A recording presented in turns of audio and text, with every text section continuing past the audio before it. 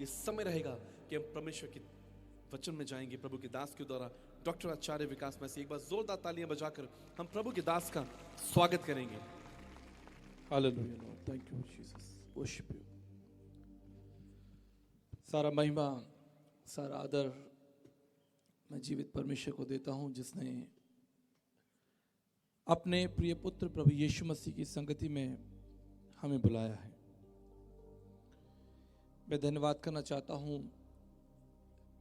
आयोजन कमेटी के लिए, आदरणीय पासवानों के लिए, मंच पे विराजमान परमेश्वर के श्रेष्ठ दासों के लिए, और तमाम परमेश्वर के दास जो नीचे भी बैठे हैं, और उसके बेटे और बेटियां जो दूर और पास से आए हैं।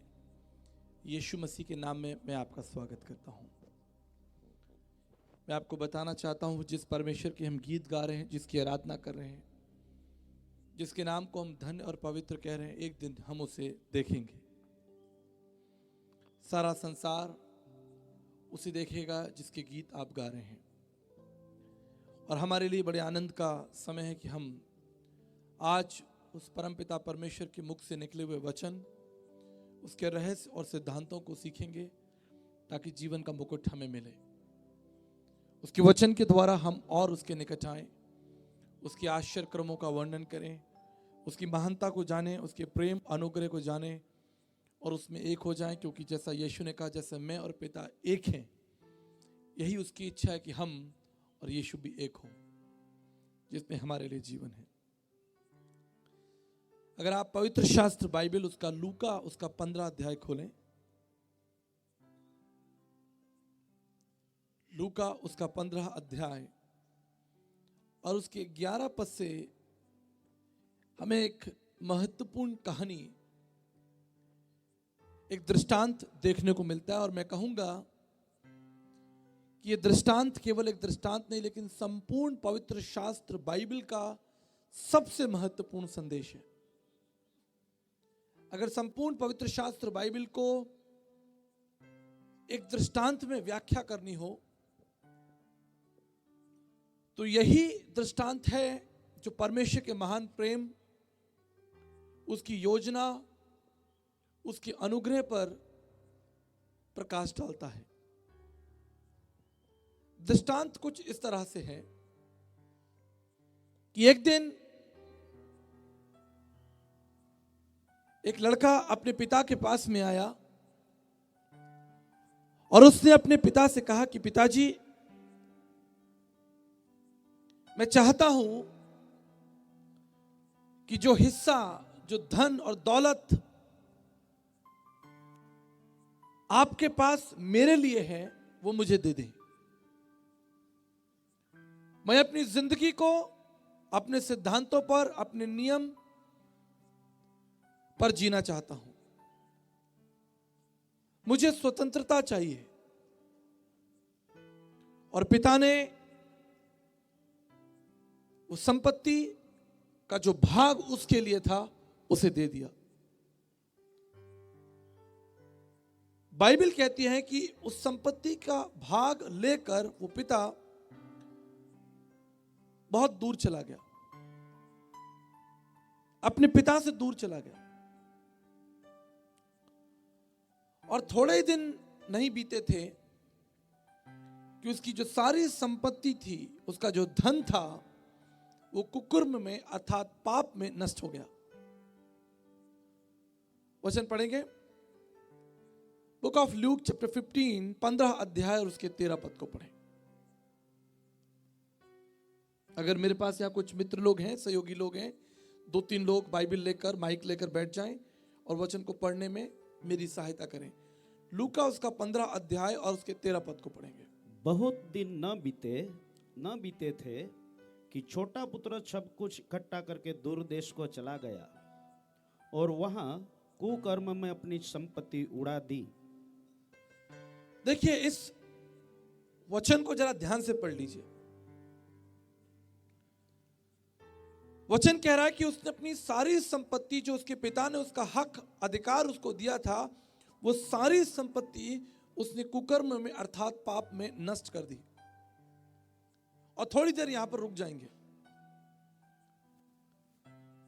और अगर आप 15 अध्याय का 20 पद पढ़ें तो वहां पर हमें पिता की भूमिका दिखाई देती है। हम पिता की भूमिका को पढ़ेंगे 20 पद को। तब वह उठकर अपने पिता के पास चला। वह अभी दूर ही था कि उसके पिता ने उसे देखकर तरस खाया और दौड़कर उसे गले लगाया और बहुत चूमा। क्या यह संभव है कि एक पिता जिसके पुत्र ने उसका नाम, उसका वैभव, उसका ऐश्वर्य, उसका धन, उसकी इज्जत सब कुछ नष्ट कर दिया हो और वो पिता उस पर तरस खाए, उसे चूमे, उसे प्यार करे? लेकिन ये अद्भुत रहस्य हमें पवित्र शास्त्र बाइबल में पढ़ने और सीखने को मिलता है।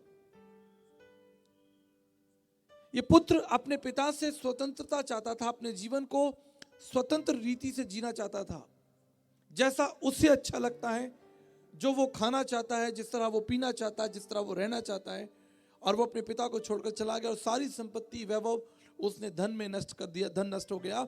और आगे लिखा है कहानी, आप जानते हैं कि उसके प्राणों की हानि होने लगी और अपने प्राणों की रक्षा के लिए वो यहाँ तक कि एक नौकरी भी करता है जहाँ पर बहुत से सूअर हैं और सूअरों के वो बाड़े में रहता और जो कुछ सूअर खाते वो खाता। और तब वो अपने दिनों के बारे में कल्पना करता है, अपने दिनों के बारे में सोचता है कि जब मैं पिता के साथ था, पिता के घर में था, तो कितना आनंद था। पढ़ लेंगे 16 पद से पढ़ें। और वह चाहता था कि उन फलियों से जिन्हें सूअर खाते थे अपना पेट भरे, और उसे कोई कुछ नहीं देता था। जब वह अपने आपे में आया तब कहने लगा, मेरे पिता के कितने ही मजदूरों को भोजन से अधिक रोटी मिलती है और मैं यहाँ भूखा मर रहा हूँ। धन्यवाद। उसके मन में एक विचार आया कि मैं यहाँ भूखा मर रहा हूँ और मेरे पिता के घर में जो नौकर हैं उन्हें मुझसे अच्छा भोजन या मुझसे अच्छा कपड़ा और रहने की व्यवस्था, और मैं यहाँ पर सूअरों के बाड़े में रह रहा हूँ, मर रहा हूँ। I am dying. उसने अपने मन में इस विचार को लेकर आया और आप जानते हैं जब उसके मन में ये विचार आया तब उसने क्या किया? आगे पढ़ेंगे। मैं अब उठकर अपने पिता के पास जाऊंगा। समझ लीजिए इस बात को। उसने जब इस बात को स्वीकार कर लिया कि मैंने पाप किया है, now I am a sinner, मैंने अपने पिता का नाम, उसका धन, उसका वैभव सब कुछ नष्ट कर दिया है, जब मैं मरने पर हूं तब उसको ये ख्याल आया कि मैं उठकर अपने पिता के पास में जाऊंगा। और आगे पढ़िए, उसने एक बहुत महत्वपूर्ण विचार रखा, एक सबसे महत्वपूर्ण विचार रखा। वो क्या था? और उससे कहूंगा कि पिताजी, मैंने स्वर्ग के विरोध में और तेरी दृष्टि में पाप किया है। हाँ जी। अब इस योग्य नहीं रहा कि तेरा पुत्र कहलाऊं। अब देखिए, इस जवान ने पहले एक गलती की थी, लेकिन अब जो इसके मन में विचार उठ रहा है वो विचार सही विचार है। इससे कहा कि मैंने आपकी दृष्टि में और स्वर्ग के परमेश्वर की दृष्टि में क्या किया है? पाप किया है। और मैं उठकर अपने पिता के पास में जाऊंगा। और देखिए, वो पिता जो पहले से ही दुखी था, निराश था, जिसने ना केवल अपना धन खोया लेकिन अपने पुत्र को भी खो दिया। ना केवल धन को खो देने का दर्द, पीड़ा, लेकिन अपने पुत्र को भी खो देने का पीड़ा जो था वो उसके हृदय में था। He is suffering with that pain। उसके हृदय में एक बड़ा दर्द है, एक तकलीफ है। उसे रात नींद नहीं आती होगी। वो निश्चित अपने बेटे के बारे में सोचता होगा कि उसका बेटा किस हालत में है, कहाँ है, क्या उसने भोजन किया होगा, क्या उसका शरीर स्वस्थ होगा। बहुत से विचार जो हैं उससे अपने पुत्र के बारे में आते होंगे। लेकिन एक दिन क्या हुआ, जब पिता छत पर टहल रहा होगा, उसने देखा कि एक व्यक्ति उस मार्ग पर चलता हुआ आ रहा है। अब कल्पना कीजिए कि जब बेटा पिता के घर से गया था वो स्वस्थ था, उसके शरीर पर अच्छे कपड़े थे, उसके बाल, उसके जूते, उसके कपड़े, सब कुछ अच्छा और व्यवस्थित था। लेकिन तब जब कई महीनों के बाद वो भूखा प्यासा कमजोर लौट रहा है, उसके कपड़े फटे हैं, उसके पैरों में जूते नहीं हैं, उसके बाल गंदे हैं, उसका चेहरा गंदा है, वो पूर्ण रूप से कुरूप हो चुका है, भद्दा और गंदा दिख रहा है। लेकिन बाइबल क्या कहती है? बाइबल कहती है कि पिता ने उसे दूर से देखकर पहचान लिया और उस पर तरस खाया। मेरे प्रियो, मैं आपको बताना चाहता हूं, पवित्र शास्त्र बाइबल में जो सबसे महत्वपूर्ण विचार, जो शब्द मुझे आकर्षित करता है, वो है परमेश्वर का तरस, द कंपैशन ऑफ गॉड। इस परमेश्वर को तरस से भरने की आवश्यकता क्या है? वो इतना सामर्थी परमेश्वर। अगर आप भजन संहिता 33:6, एक जन भजन संहिता 33:6 खोल लें और एक जन यशाया 44:24 खोल लें।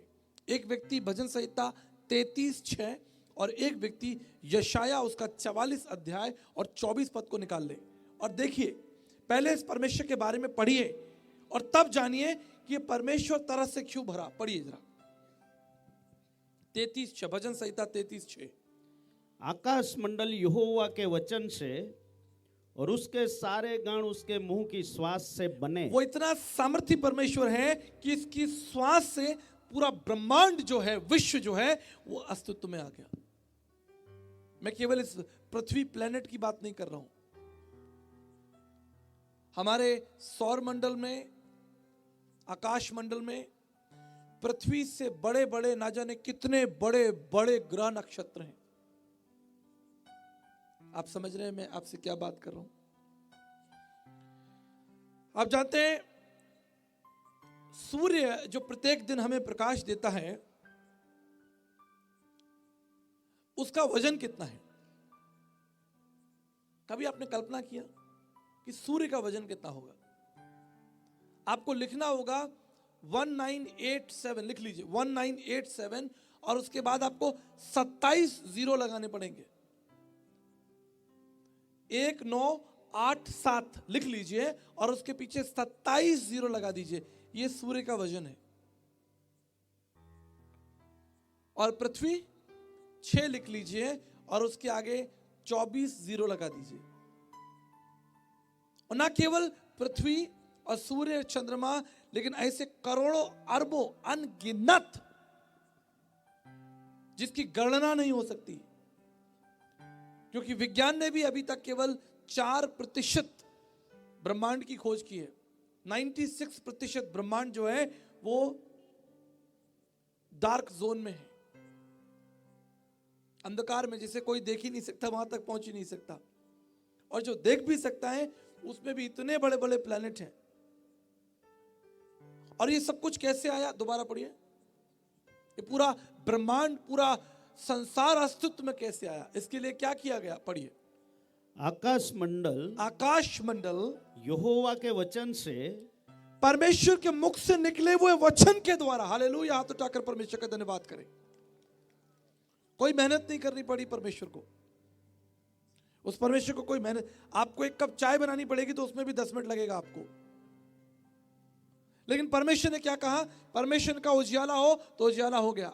सौर मंडल, प्रकाश मंडल सब बन जाए, पृथ्वी और सब भूमंडल बन जाए और सब कुछ परमेश्वर के कह देने से अस्तित्व में आ गया। पढ़िए दोबारा। आकाश मंडल यहोवा के वचन से और उसके सारे गण उसके मुंह की श्वास से बने। उसके मुंह की श्वास से ये पूरा विश्व मंडल जो है वो बन गया। सुन लीजिए, पहले परमेश्वर का परिचय सुनिए पहले, बाद में हम बात करेंगे वो परमेश्वर तरस से भर गया।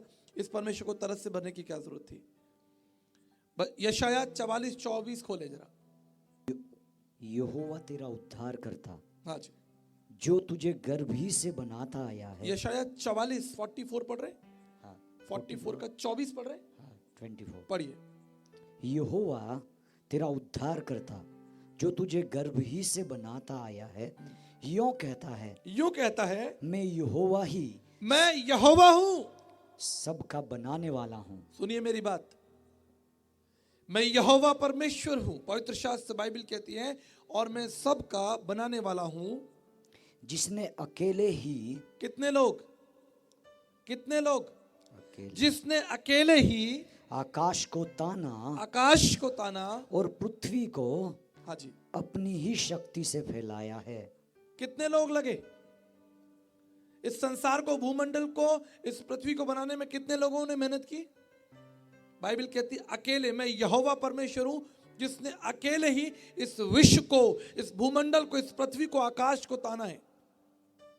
आगे कुछ और भी लिखा है, पढ़िएगा घर जाकर, इस परमेश्वर के बारे में पढ़िएगा। इतना सामर्थ्य और इतना वैभवशाली परमेश्वर है। उसके कह देने से अगर विश्व, ब्रह्मांड जो है वो अस्तित्व में आ सकता है, तो उसके कह देने से क्या नहीं होगा? आपके पाप भी क्षमा हो सकते हैं, आपके रोग दूर हो सकते हैं, आप जीवन को प्राप्त कर सकते हैं, आपकी सारे जीवन की तकलीफें और समस्याएं खत्म हो सकती हैं। उसकी भुजाएं जो हैं वो बलवंत और सामर्थी हैं। लेकिन यही परमेश्वर जब आपको और मुझे देखता है तो वो आपको, मुझे बेटे और बेटियों के रूप में देखता है, तरस से भरा हुआ। A god who is moving with compassion. आप जानते हैं जब कोई व्यक्ति बड़ा आदमी बन जाता है, सामर्थ्य हो जाता है, तो वो कमजोर लोगों को तुच्छ जानता है, गरीबों को तुच्छ जानता है। आपने देखा है, मैं सही कह रहा हूं? जब कोई बड़ा आदमी बन जाता है तो उसके दरवाजे पर जब कोई गरीब आता है, कमजोर व्यक्ति आता है, तो वो उसको तुच्छ जानता, हल्का जानता है। अरे ये तो कमजोर लोग हैं, बेकारी लोग हैं, सड़क पर बैठे, हम तो महलों में रहते हैं, बड़ी बड़ी गाड़ियों में चलते हैं।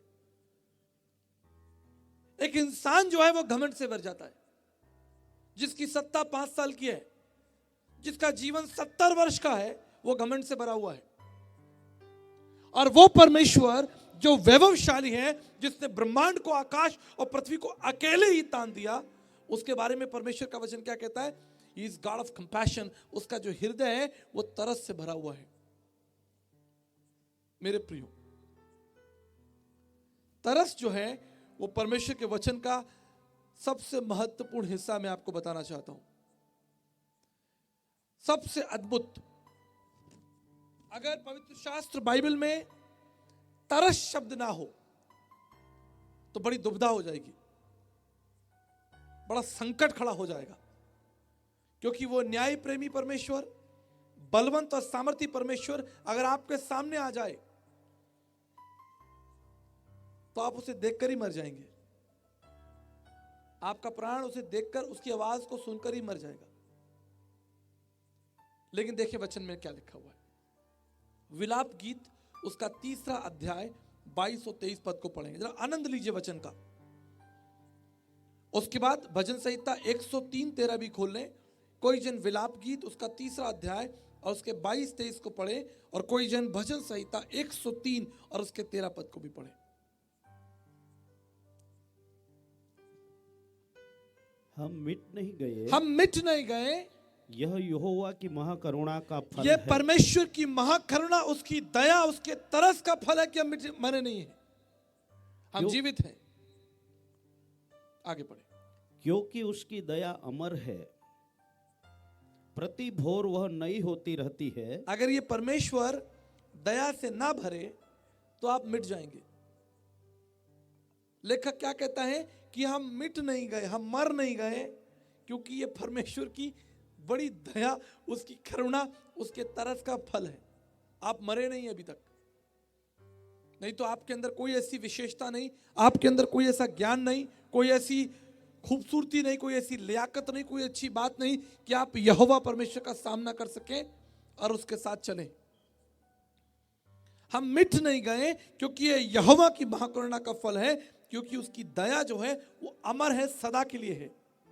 अगर उसकी दया पल भर के लिए भी हटा ली जाए, मैं आपको दावा करता हूं संसार में एक भी प्राणी नहीं बचेगा।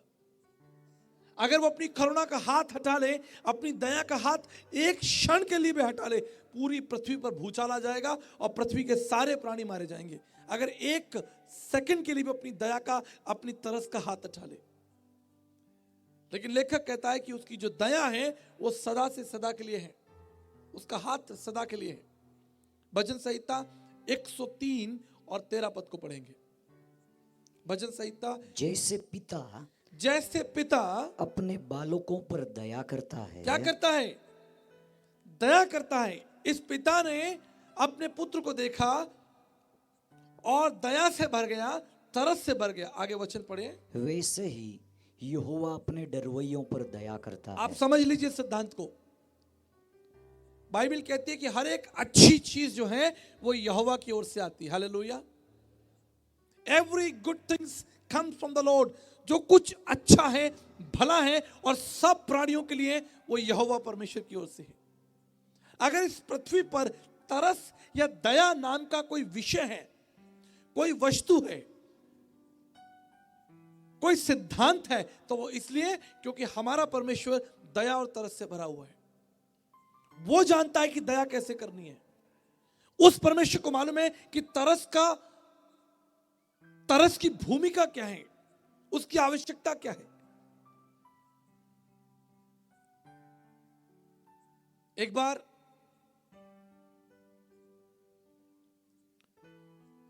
मैं एक मिठाई की दुकान में था और एक बड़ी मिठाई की दुकान थी। उसके बाहर एक गरीब बच्चा जिसके कपड़े फटे थे, वो मिठाई की दुकान के बाहर खड़ा था और शीशे में से मिठाइयों को देख रहा था, ऐसे करके, दोनों आंख ऐसे लगा के। मेरी दृष्टि उस बच्चे पर पहुंची और मैंने उस बच्चे से कहा कि तुम अंदर आ जाओ। उसे विश्वास नहीं हुआ। उसके कपड़े फटे थे, उसके पैरों में चप्पलें नहीं थी, उसके बाल गंदे थे, उसके चेहरे पर मिट्टी लगी थी, वो कई दिनों से नहाया नहीं था, उसके शरीर से बदबू आती होगी। दुकान के बाहर मिठाई देख रहा था। मेरा हृदय तरस से भर गया। I moved with compassion. मैंने कहा अंदर आ जाओ। उसे विश्वास नहीं हुआ। उसने पीछे मुड़कर देखा कि क्या उसके पीछे कोई व्यक्ति खड़ा है जिसे मैं बुला रहा हूं, लेकिन उसने मुड़कर देखा कि वहां पीछे तो कोई नहीं है। उसने कहा क्या आप मुझे बुला रहे? मैंने कहा मैं तुम्हें बुला रहा हूं। उसने फिर इशारा किया, आप मुझे बुला रहे? मैंने कहा मैं आप ही को बुला रहा हूं। जैसे ही वो दुकान की तरफ आगे बढ़ने लगा, उसके अंदर आने के लिए वहां पर एक गेट कीपर खड़ा हुआ था, दरबान खड़ा हुआ था। उसने उस गरीब बच्चे को रोक दिया। उसने उसे डांटा कि भागो यहां से, निकलो यहां से, तुम अंदर नहीं आ सकते। मैं लगभग 10 फीट की दूरी से यह दृश्य देख रहा था कि गेट पे खड़े हुए उस चौकीदार ने उस बच्चे को भगा दिया, उसे डांटा और बच्चा वहीं खड़ा हो गया। वो अंदर नहीं आ सका। जब मैंने देखा कि वहां पर वो चौकीदार उसे अंदर नहीं आने दे रहा है, मैं दुकान के बाहर गया। मैंने उसके सर पर हाथ रखा, उसका हाथ पकड़ा और उसे अंदर ले आया। और आप जानते हैं, चौकीदार मुझे रोक नहीं पाया। He could not stop me. इस रहस्य को, इस सिद्धांत को समझ लीजिए। ये निश्चित एक उदाहरण है और सच्चा उदाहरण है, लेकिन इसके पीछे का रहस्य इसको समझ लीजिए। वो बच्चा अयोग्य है, उसके पास धन नहीं है, उसके पास प्रतिभा नहीं है, उसके कपड़े अच्छे नहीं है, उसके पैरों में जूते नहीं है, उसके जेब में पैसा नहीं है, वो उस दुकान में आकर उस महंगी मिठाइयों को खरीद नहीं सकता। लेकिन कोई एक व्यक्ति चाहिए जो उसका दाम देकर उन मिठाइयों को उस तक पहुंचा दे। और ये वही कर सकता है जिसका हृदय तरस से भरा हुआ हो। पवित्र शास्त्र बाइबल हमें क्या सिखाती है? We have a God. हमारे पास एक सामर्थी, एक धनवान परमेश्वर है, एक योग्य परमेश्वर है। पूरा ब्रह्मांड उसके अस्तित्व में है। सारी जाति और भाषा बोलने के वाले लोग, पृथ्वी के हर कुल और क्षेत्र के लोग, ना केवल मनुष्य लेकिन आकाश में उड़ते हुए पक्षी और जमीन पर चलते हुए जीव जंतु भी यहोवा परमेश्वर के हैं। एक सामर्थी और एक धनवान परमेश्वर। लेकिन जब उसने मनुष्य को देखा तो बाइबल क्या कहती है? उसका हृदय तरस से भर गया। पढ़ेंगे मत्ती की इंजील उसका 9 अध्याय 36 पद। Book of Matthew chapter 9 verse 36। मत्ती की इंजील उसका 9 अध्याय और 36 पद को पढ़ेंगे। जब उसने भीड़ को देखा, जब यीशु मसीह ने एक बड़ी भीड़ को देखा, तो उसको लोगों पर तरस आई। हालेलुया। हाथ उठाकर स्वर्ग के परमेश्वर को धन्यवाद करें। एक सामर्थी परमेश्वर, एक धनवान परमेश्वर, एक योग्य परमेश्वर। लेकिन बाइबल क्या कहती है, उसका हृदय तरस से भर गया। जब यीशु मसीह ने एक बड़ी भीड़ को देखा, ही मूव्ड विद कंपैशन। अगर उस दिन यीशु मसीह तरस से नहीं भरता तो एक बड़ी भीड़ जो है वो भूखी चली जाती। अगर उस दिन यीशु मसीह के हृदय में उस भीड़ को देखकर करुणा, एक दया नहीं उमड़ती, एक दया करुणा का सागर नहीं उमड़ता, तो ये भीड़ जो थी वो भूखी घर चली जाती। लेकिन जब यीशु मसीह ने इस भीड़ को देखा, उसका हृदय तरस से भर गया। मेरे प्रियो, ठीक इसी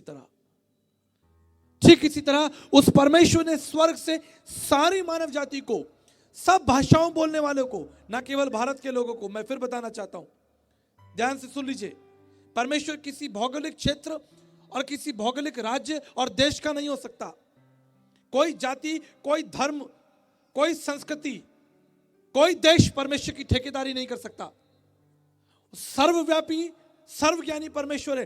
पूरी पृथ्वी के लोग, हर भाषा को बोलने वाले लोग, हर जाति और समाज के लोग, हर रंग और रूप के लोग यहोवा परमेश्वर के हैं, क्योंकि उसने उन्हें बनाया है। और वो परमेश्वर सब जातियों को देखकर, संसार के सब लोगों को देखकर तरस से भर गया। आप जानते हैं क्यों? क्योंकि उनकी दशा जो थी कठिन थी। वो पाप में मर रहे थे, अंधकार में मर रहे थे, बुराइयों में मर रहे थे। मेरे प्रियो, एक बार मैंने एक बहुत अद्भुत घटना देखी। मेरे एक मित्र थे, उनका बेटा बीमार था, जिसे देखने के लिए, प्रार्थना करने के लिए मैं हॉस्पिटल में गया, दिल्ली के एम्स हॉस्पिटल में। जब मैं आईसीयू के बाहर खड़ा हुआ था और इंतजार कर रहा था कि मुझे थोड़ी देर में अंदर जाने के लिए मौका मिलेगा, ताकि मैं अपने मित्र के बेटे पर वहां जाकर उसके लिए प्रार्थना कर सकूं, तभी मैंने क्या देखा, स्ट्रेचर पर एक जवान लड़के को लाया जा रहा है। एक दूसरा जवान लड़का, जिसका एक मोटरसाइकिल से एक्सीडेंट हुआ था, उसके सर से खून बह रहा था, उसकी हड्डियां टूटी, उसका पूरा चेहरा घायल था, और उसके माता पिता, उसके परिजन, तमाम लोग उसे स्ट्रेचर पर लेके आ रहे थे, और उसके पिता, उसकी माता बहुत रो रहे थे। आप जानते हैं उस पिता ने क्या किया? उस पिता ने अपनी पगड़ी डॉक्टर के पैरों में रख दी और पैरों में लेट गया और कहने लगा कि मेरे बेटे की रक्षा कीजिए, डॉक्टर साहब मेरे बेटे के प्राणों को बचा लीजिए। उसका हृदय, उसकी तकलीफ, उसकी समस्या को मैं देख रहा था और मेरा हृदय कंपित हो रहा था कि ये व्यक्ति कितनी तड़प, कितनी पीड़ा में है, कितनी कठिन स्थिति में है। डॉक्टर ने कहा हम पूरी कोशिश करेंगे, आप चिंता मत कीजिए, आप हमें अपना काम करने दीजिए। उसने अपनी पगड़ी उतार कर डॉक्टर के पैरों में रख दी और कहा डॉक्टर साहब मेरे बेटे के प्राणों को बचा लीजिए। मेरे प्रियो, अगर एक सांसारिक माता पिता अपने बच्चों से इतना प्रेम करते हैं, तो क्या वो परमेश्वर जिसने सब जाति के लोगों को बनाया है, आप सब लोग उसके बेटे और बेटियां हैं, क्या वो आप पर तरस ना खाए तब जब आप पाप और अंधकार में गिरे हुए हो? क्या वो आपको छोड़ दे, आपको त्याग दे? इसलिए भारतीय दर्शन शास्त्रों के लिखने वालों ने कहा है, ऋग्वेद उसका 7 अध्याय 89 पद, हे परमेश्वर हम पर दया कीजिए। वैष्णव ब्राह्मण प्रार्थना मंत्र है, पापम पापात्मा पाप कर्मा पाप संभा त्राहिमाम पुंडरक्षाम सर्व पाप हरे हरे। हे परमेश्वर, हम अंधकार में, हम पाप में मरे जा रहे हैं, हमारी सहायता कीजिए। ऋग्वेद उसका 10वां मंडल 133:6 में लिखा है, हमें पाप से स्वतंत्र कीजिए। ऋग्वेद 7:86 में लिखा है, हमें पाप के लिए दंड मत दीजिए। ऋग्वेद 7:89 में लिखा है, हमें क्षमा कर दीजिए। और ऋग्वेद 5:85 में लिखा है, केवल परमेश्वर हमारे पापों को क्षमा कर सकता है। वो दया, वो तरस, वो कृपा का हाथ केवल परमेश्वर ही रख सकता है। उस जवान लड़के ने क्या कहा? उसने कहा कि मैंने स्वर्ग के परमेश्वर के विरोध में पाप किया है। मेरे प्रियो, आज मनुष्य के आगे सबसे बड़ी समस्या क्या है? आज मनुष्य के आगे सबसे बड़ी समस्या है पाप। बेरोजगारी सबसे बड़ी समस्या नहीं है, मैं आपको सच बताना चाहता हूं। राजनीतिक समस्या सबसे बड़ी समस्या नहीं है कि कौन सी पार्टी जीतेगी और किसका मंत्री बनेगा। भोजन की भी समस्या नहीं है। आप इस पृथ्वी पर एक अन्न को, एक गेहूं के दाने को बोएं, आप देखेंगे कि एक गेहूं का दाना 70 दाने पैदा करेगा, वो भी समस्या नहीं है। खाने पीने की भी समस्या नहीं, कपड़े की भी समस्या नहीं है, स्वास्थ्य और चिकित्सा की भी समस्या नहीं है। समस्या सबसे बड़ी है, वो है पाप। प्रत्येक दिन हजारों लाखों लोग पाप में मरते जा रहे हैं। कितने जवान शराब और नशे में खत्म हो गए। कितने जवानों ने अपने माता पिता को अपने घर से निकाल दिया। शहरों के अंदर ये घटनाएं घट रही हैं। कितने बच्चे अपने माता पिता को छोड़कर चले गए। कितने माता पिता ने भी अपने बच्चों को छोड़ दिया। एक छोटी सी गलती हुई और नौकरी से निकाल दिया गया, बॉस ने नौकरी से निकाल दिया, एक छोटी सी गलती थी। संसार में उथल पुथल मची हुई है। पूरा संसार एक दूसरे से हम भयभीत हैं, सबको डर लगा हुआ है। आप अपने घर में ताला लगा कर आए, कितने लोग ताला लगा कर आए? किसके लिए? क्या कोई चोर घुस जाएगा?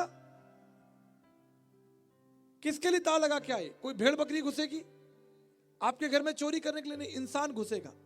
आपको किससे डर है? इंसान से डर है। हर एक इंसान दूसरे इंसान से डर रहा है। एक जाति दूसरे जाति से डर रही है। एक धर्म दूसरे धर्म को डरा रहा है। एक समाज दूसरे समाज को डरा रहा है। यही तो पाप है। यही तो पाप है। जब आप अपनी ताकत का, अपनी सत्ता का, अपनी योग्यताओं का इस्तेमाल दूसरों को मारने के लिए करते हैं। एक देश दूसरे देश पर चढ़ाई कर रहा है, क्या है? पापी तो है। यहां से बंदूक चलती है, आप एक ऐसे व्यक्ति को मार देते हैं जो आपको नहीं जानता, वो आपको मार देता है, वो आपको नहीं जानता। पूरा विश्व, केवल हमारा देश नहीं, पूरा विश्व जो है वो पाप के अधीन हो चुका है। अखबारों की घटना पढ़िए, बहनों के साथ बलात्कार हो जाता है, ये क्या है? पाप है। चोरी हो जाती है, क्या है? पाप है। अनैतिकता। अभी परसों 2 दिन पहले हमारे जयपुर शहर के अंदर, जब मैं आपके शहर में था, मुझे पता चला कि हमारे यहाँ पंजाब नेशनल बैंक के अंदर चोर घुसे और उन्होंने वहां कैशियर को गोली मार दी। एक इंसान को गोली मार दी पैसे के लिए। क्या है ये? पापी तो है। पूरे संसार के अंदर पाप का भय कितना खतरनाक है। और मनुष्य इस पाप से कैसे बाहर निकल सकता है? इसका समाधान क्या है? इसका केवल एक ही समाधान है। पुत्र ने कहा कि मैं उठकर अपने पिता के पास वापस जाऊंगा, और कोई समाधान नहीं। आपने पाप परमेश्वर के विरोध में किया है, इसलिए क्षमा और दया भी परमेश्वर की ही चाहिए। श्वेताश्वर उपनिषद उसका 3 खंड 8 पद में आपके लिए पढ़ रहा हूं। तुम्हें विधिवंती मृत्युमंती नान्य पंथा विदिते यानान, अर्थात उस परमेश्वर को जानकर मनुष्य पाप से छूटकर जीवन को प्राप्त कर सकता है। दूसरा कोई मार्ग नहीं। केवल एक मार्ग है कि उस परमेश्वर को जानकर। दर्शन कहता है, सुन लीजिए, ज्ञान अग्नि सर्व कर्माणि भस्मात् कृत, श्रीमद् भागवत गीता उसका 4 अध्याय 37 पद में लिखा है। केवल ज्ञान के द्वारा, उस ज्ञान रूपी अग्नि के द्वारा जो है मनुष्य के सारे कर्म, सारे बंधन, सारे पाप जो हैं वो नष्ट होंगे। उस ज्ञान के द्वारा। विश्वेशकम परिवेस्तारम ज्ञातवते मुच्यते सर्वपाश, समस्त जगत को, किसी एक देश को नहीं, किसी एक संस्कृति को नहीं, समस्त जगत को सब ओर से घेरे हुए एक अद्वित्व अर्थात एक परमेश्वर को जानकर मनुष्य सब बंधनों से पार निकल सकता है। दर्शन क्या कहता है? दर्शन कहता है कि मनुष्य को उस परमेश्वर के पास लौटना पड़ेगा, दूसरा कोई मार्ग नहीं। एक बार एक अद्भुत घटना घटी। 4 इंजीनियर एक गाड़ी को ठीक कर रहे थे। एक कार खराब हो गई थी। चारों लोग लगे हुए थे उस गाड़ी को ठीक करने के लिए, लेकिन गाड़ी ठीक नहीं हुई। सुबह से दोपहर हो गई, शाम हो गई। वहां एक बुजुर्ग व्यक्ति निकल रहा था। उसने देखा कि ये चारों इंजीनियर जो हैं थक गए हैं, सुबह से इस गाड़ी को ठीक करें, लेकिन गाड़ी ठीक नहीं हुई। उस बुजुर्ग ने कहा, कैन आई हेल्प यू? क्या मैं आपकी कोई मदद कर सकता हूं? चारों जवान बुद्धिमान इंजीनियर्स ने उस बुजुर्ग की तरफ देखा और कहा कि आप क्या करेंगे? We are the best engineers from Oxford. हम मैकेनिकल इंजीनियर हैं ऑक्सफोर्ड यूनिवर्सिटी से। जब हम इस गाड़ी को ठीक नहीं कर पा रहे तो आप क्या करेंगे? वो बुजुर्ग ने कहा मुझे 2 मिनट दे दीजिए, शायद मैं आपके काम आ सकूं। चारों इंजीनियर ने कहा ठीक है, आपका समय शुरू हुआ। वो बुजुर्ग इधर उधर गया, थोड़ा आगे पीछे झांका, देखा और उसने गाड़ी को स्टार्ट कर दिया। वो चारों इंजीनियर उसके पैरों में गिर गए। बोले साहब आप कौन हैं? आपका परिचय क्या? आपका नाम क्या? आप कहां से आए हैं? किस यूनिवर्सिटी से आपने पढ़ाई की है? वो बुजुर्ग मुस्कुराया, उसने कहा मेरा नाम हेनरी फोर्ड है, मैं इस गाड़ी का जनक हूं, मैंने इस गाड़ी को बनाया, ये फोर्ड गाड़ी मेरी गाड़ी है। आप कहां भटक रहे? देव धनुष मुनि नाग मनुष सब माया विवश विचारे, जाऊं कहा तज चरण तुम्हारे, काको नाम पतित पावन कही थी दीन प्यारे। किसके पास जाएंगे? कौन सा संत महात्मा गुरु पीर पैगंबर आपके पापों को क्षमा कर सकता है? किसके पास अधिकार है? किसी के पास अधिकार नहीं। केवल वो परमेश्वर जिसने इस पृथ्वी और आकाश मंडल को ताना है, उसने कहा मैं अकेला यहोवा हूं जिसने पूरी पृथ्वी को बनाया है। केवल मैं हूं तुम्हारे अधर्म और तुम्हारे पापों को क्षमा कर सकता हूं, दूसरा कोई मार्ग नहीं, दूसरा कोई मार्ग नहीं। समझ लीजिए परमेश्वर का वचन, पवित्र शास्त्र बाइबल क्या कहती है? जैसे पिता अपने बालकों पर दया करता है, जब तक दया ना हो आपके पाप क्षमा नहीं होंगे। जब तक दया ना, कोई और मार्ग है ही नहीं। यीशु ने कहा मार्ग मैं हूं। वो मार्ग क्या है? वो मार्ग दया का मार्ग है। जब तक स्वर्ग से परमेश्वर तुम्हारे अधर्मों को क्षमा ना करे, उस मार्ग पर तुम ना चल पाओ, तब तक तुम्हारे पाप क्षमा नहीं होंगे। आइए देखें मरकुस उसका पहला अध्याय और 41 पद को देखेंगे। Let us look to the word of God. मरकुस की इंजील उसका पहला अध्याय और उसके 41 पद को देखेंगे, और उसके बाद कोई यूहन्ना 11:35 भी खोल लेगा। पहले मरकुस उसका पहला अध्याय और उसके 41 पद को पढ़ेंगे। उसने उस पर तरस खाकर हाथ बढ़ाया। क्या लिखा है बाइबल में? अरे बोलिए क्या लिखा है? उसने उस पर तरस खाकर अपना हाथ बढ़ाया। किसने? यीशु मसीह ने। किसके ऊपर? पढ़िए। और उसे छूकर कहा मैं चाहता हूं तू शुद्ध हो जा। देखिए कोढ़ी यीशु मसीह के पास में आया। बड़ी अद्भुत घटना है। इसका पूरा शरीर जो है वो कोढ़ से है। इसके शरीर से बदबू आती है, इसके शरीर में बड़े बड़े घाव हैं, खून निकलता है। कोई भी व्यक्ति इसके पास नहीं आना चाहता, छूने की बात तो बहुत दूर है। कोई इसके साथ बैठकर खाना और बातचीत नहीं करना चाहता।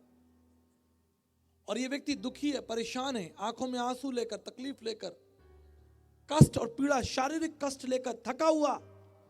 इसका शरीर कितना थका हुआ होगा जरा कल्पना करके देखिए।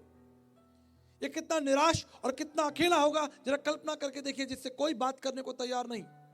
आज भी विज्ञान इतना बढ़ गया है, इंसान चांद पर पहुंच गया, लेकिन आज भी एक कोढ़ी के साथ बैठकर खाना खाएंगे आपको उल्टी आ जाएगी। मैं दावे से कह सकता हूं, आप उसके साथ बैठकर खाना नहीं खा सकते। मैं दावे से कह सकता हूं। थका हुआ, निराश, कमजोर, अकेला, कोढ़ से सड़ा हुआ शरीर लेकर यीशु मसीह के सामने खड़ा हो गया। उसने अपने घुटने यीशु मसीह के टिका दिए। आंखों में आंसू है, मन में आशा है। यही तो है, यही तो है मेरा प्रभु। उससे प्रभु से कहा प्रभु मेरे पर दया कर, मुझ पर दया कर।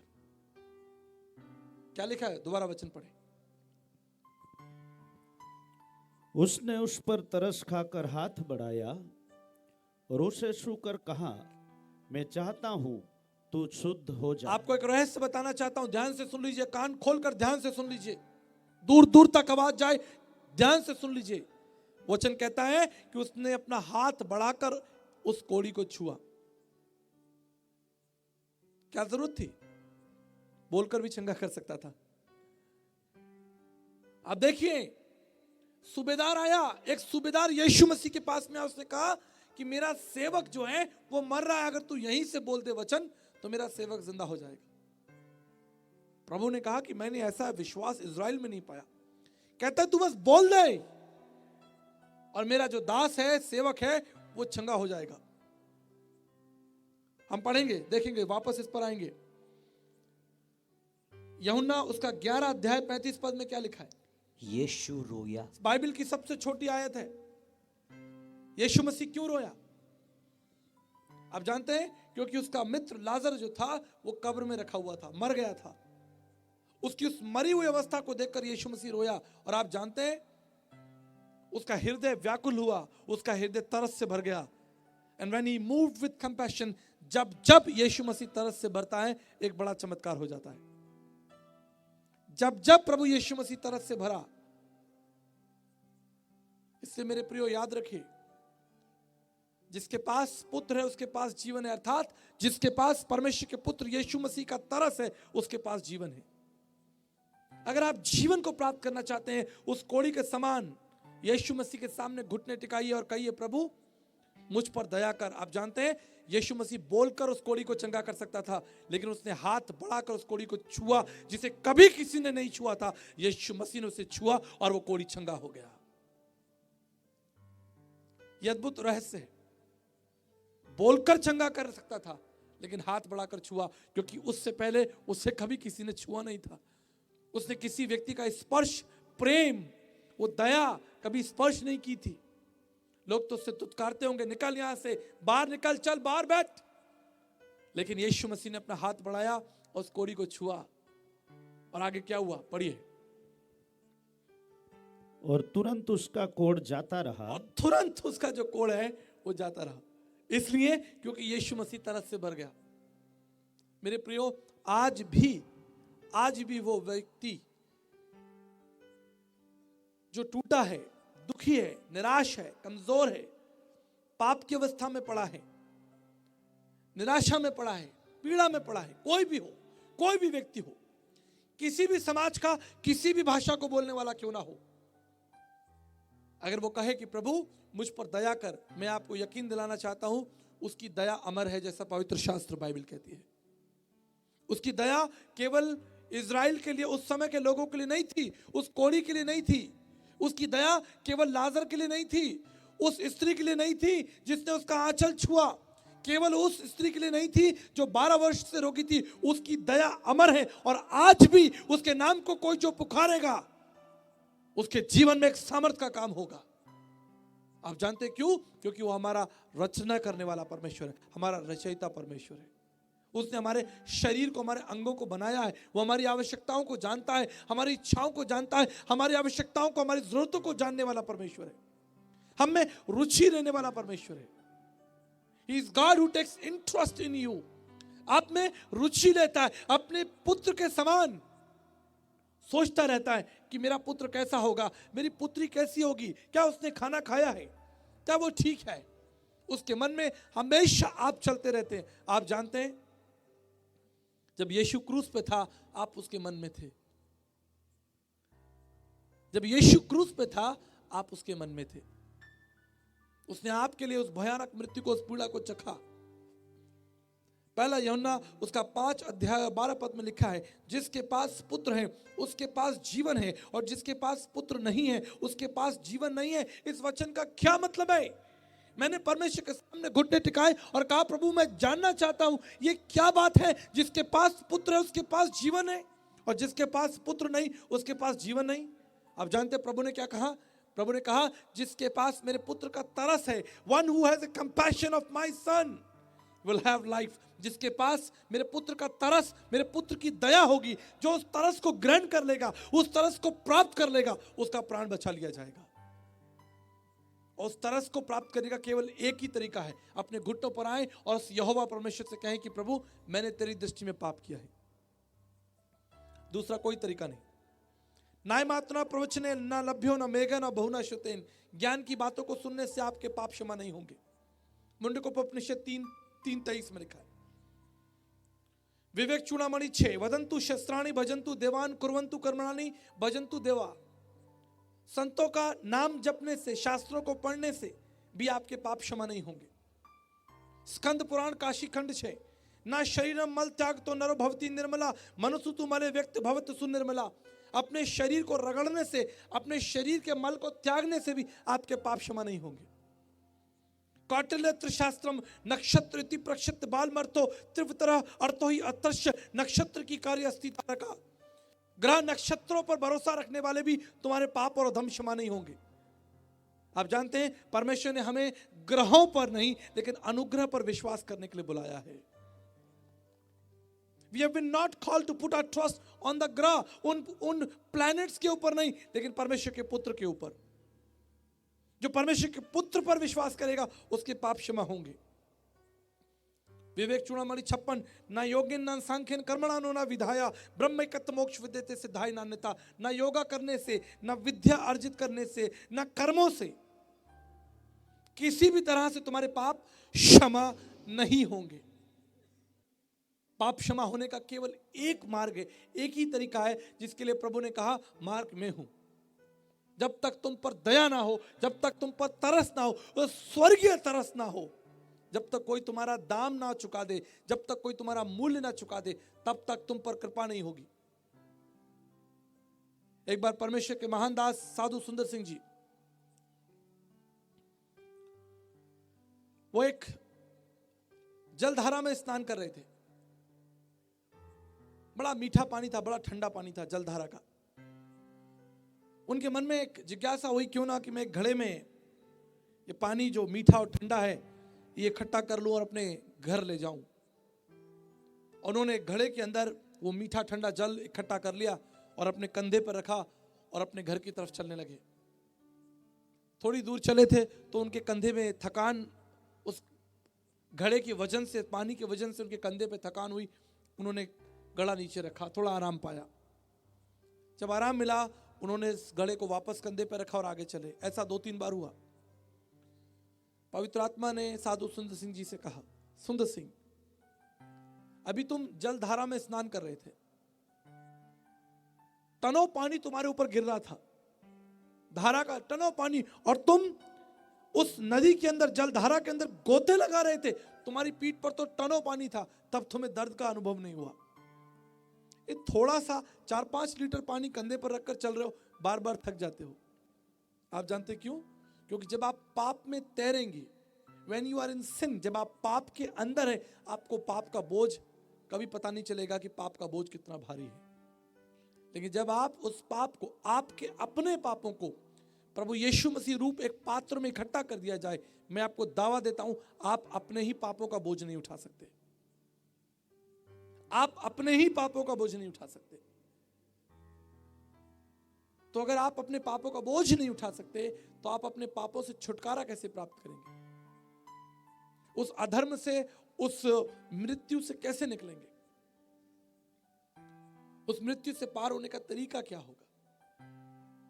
महाभारत के शांति पर्व में श्रीमद् भागवत गीता 18 अध्याय 62 श्लोक में अर्जुन ने यही बात कृष्ण से पूछा कि पाप कैसे क्षमा होंगे।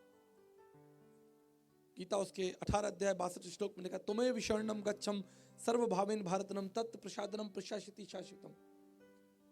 अर्जुन, उस परमात्मा की शरण में जाओ, उस परमेश्वर की शरण में जाओ। उस परमेश्वर की शरण में जाकर तुम पर बड़ी कृपा होगी। देवानुग्रम हेतुक्रम तत् प्रसादम प्रशासिति शासितम। उस परमेश्वर का अनुग्रह तुम पर होगा और तुम्हारे पाप क्षमा हो जाएंगे। जब तुम परमेश्वर की शरण में जाओगे, हमारे पास केवल एक ही विकल्प है, दूसरा विकल्प नहीं है। और वो विकल्प क्या है? हमें परमेश्वर की ओर लौटना होगा। न दाने न स्नान कर्मणा न विधाया, ना तुम्हारे दान के द्वारा, ना तुम्हारे स्नान के द्वारा, ना तुम्हारे कर्म के द्वारा। पाप शुद्धि का केवल एक ही इलाज है और वो है परमेश्वर का प्रेम, परमेश्वर की दया। दूसरा कोई तरीका नहीं। इसलिए हम इब्रानियों उसका 9 अध्याय 12 पद पढ़ेंगे। Book of Hebrew chapter 9 verse 12।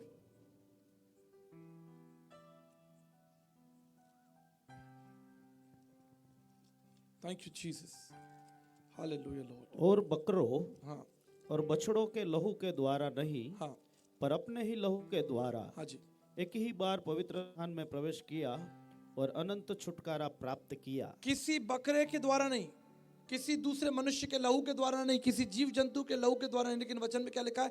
अपने लहू के द्वारा। उसने अपना लहू देकर, आप समझिए इस बात को, इस रहस्य को समझ लीजिए। अपना लहू देकर हमें पापों की गुलामी से निकाला, हम पर दया की है, हम पर तरस किया।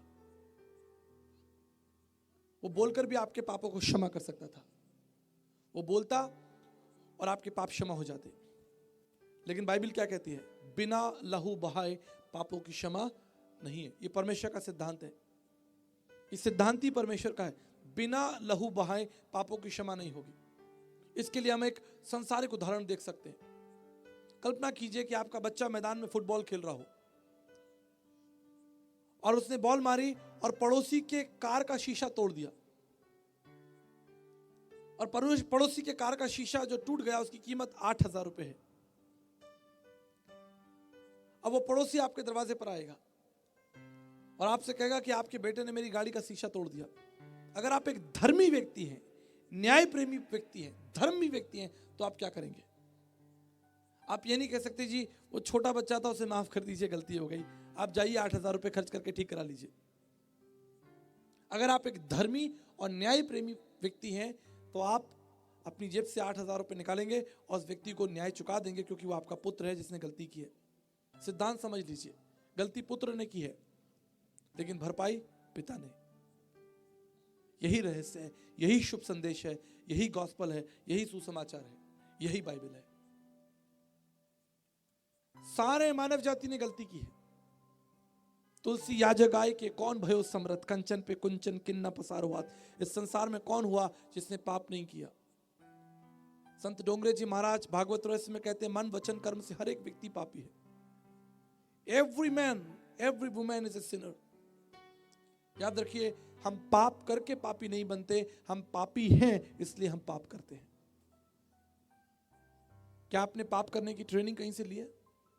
किसी ने आपको कहा कि ऐसे झूठ बोला करो? झूठ बोलने के 2 तरीके, 5 तरीके, चोरी करने के 5 तरीके, बुराई करने के 101 तरीके।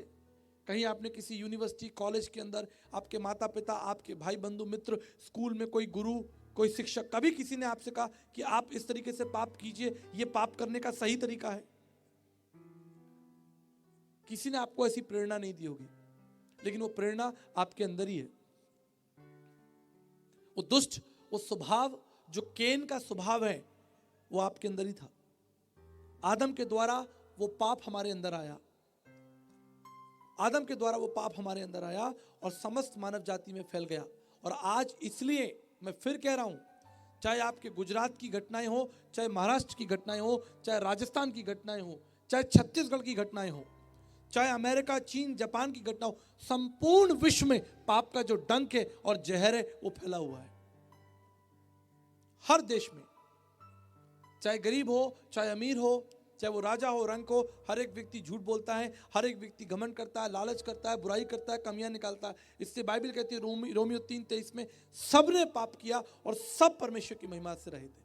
एक भी व्यक्ति ऐसा नहीं है, इस स्थान पर कोई व्यक्ति कह दे कि मैंने अपनी जिंदगी में कभी पाप नहीं किया, अगर वो ऐसा कहता है तो वो परमेश्वर के वचन को झूठा ठहराता है। समस्त मानव जाति जो है वो पाप के अधीन है, गिरी हुई है। We all are fall short in sin. हम सब लोग पाप में गिरे हुए। और बाइबल कहती है पाप की मजदूरी क्या है? मृत्यु है। पाप की मजदूरी मृत्यु है। इससे कोई फर्क नहीं पड़ता कि आपकी योग्यताएं क्या हैं। आप बीए पास हैं, एमए पास हैं, आप पीएचडी हैं, आप डॉक्टर हैं, इंजीनियर हैं, साइंटिस्ट हैं, राजनीतिक हैं, दार्शनिक हैं, फिलोसफर हैं, कुछ भी हो, आप दुनिया के सबसे महान व्यक्ति हो, कोई फर्क नहीं पड़ता। परमेश्वर की दृष्टि में हम सब पापी हैं। हम सब ने अपना अपना मार्ग ले लिया और भटक गए। बाइबल कहती है एक व्यक्ति था जिसके पास 100 भेड़ें थी और उसकी एक भेड़ खो गई। एक भेड़।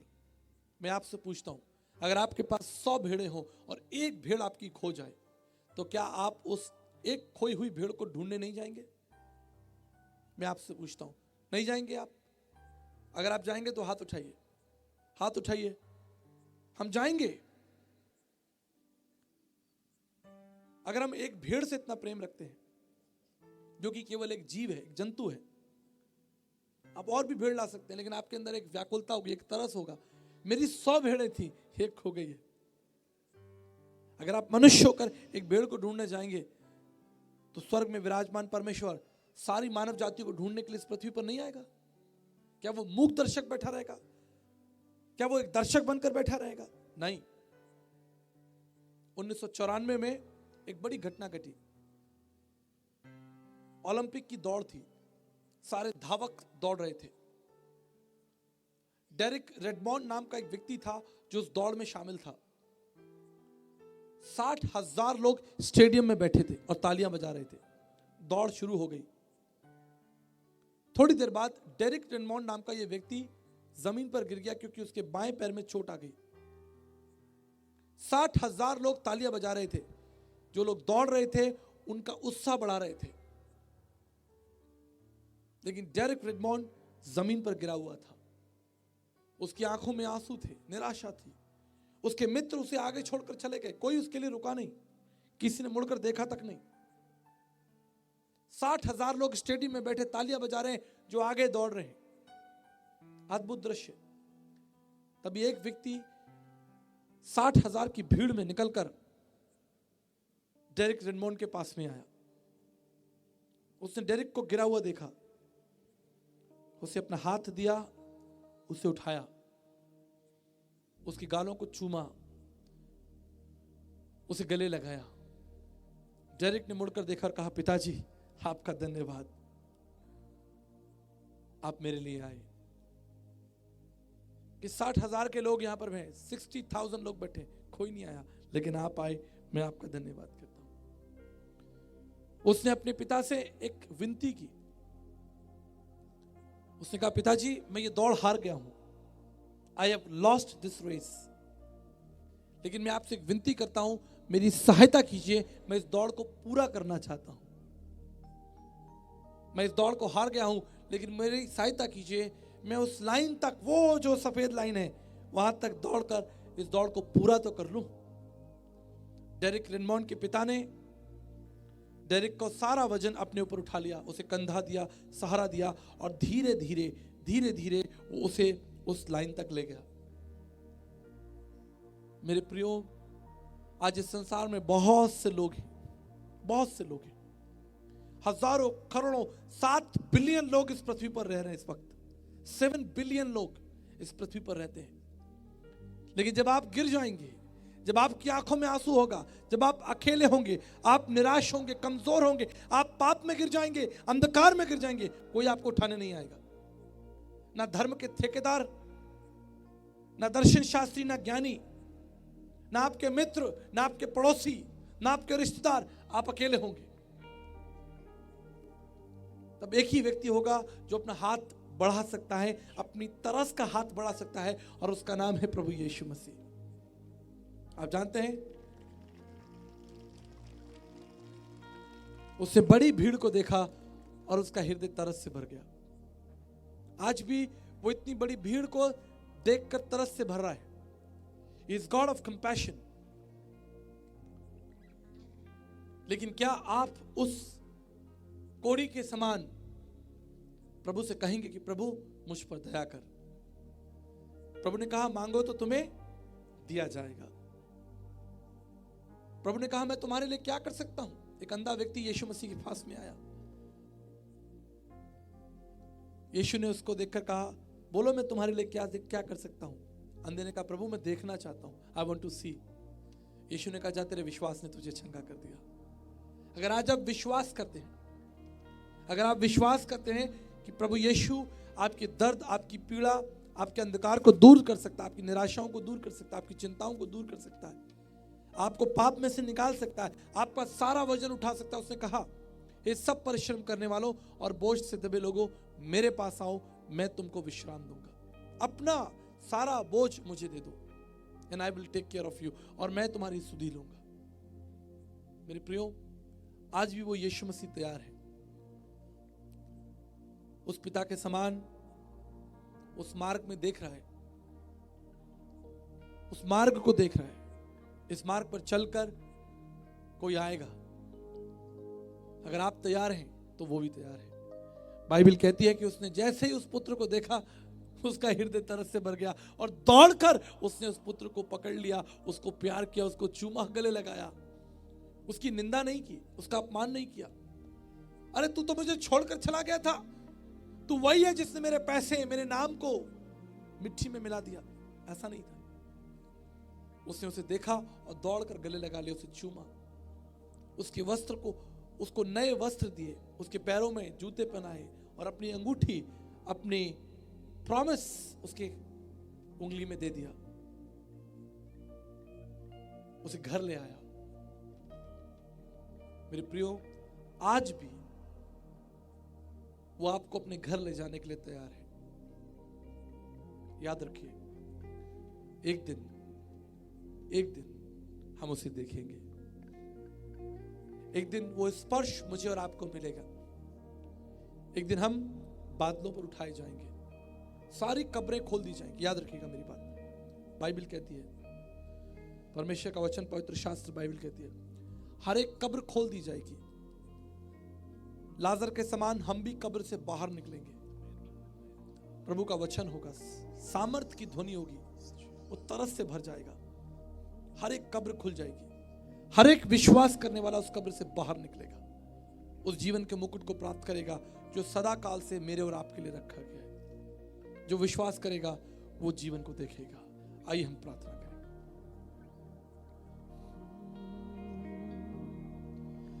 तेरे सिवा कोई नहीं, आराधना के योग्य, तेरे सिवा कोई नहीं, स्वर्ग में या पृथ्वी में। तेरे सिवा कोई नहीं, आराधना के योग्य, तेरे समान जो मृत्यु पर जयवंत है, कोई नहीं, जिसका हृदय तरस से भरा है, वो आराधना के योग्य में या पृथ्वी में।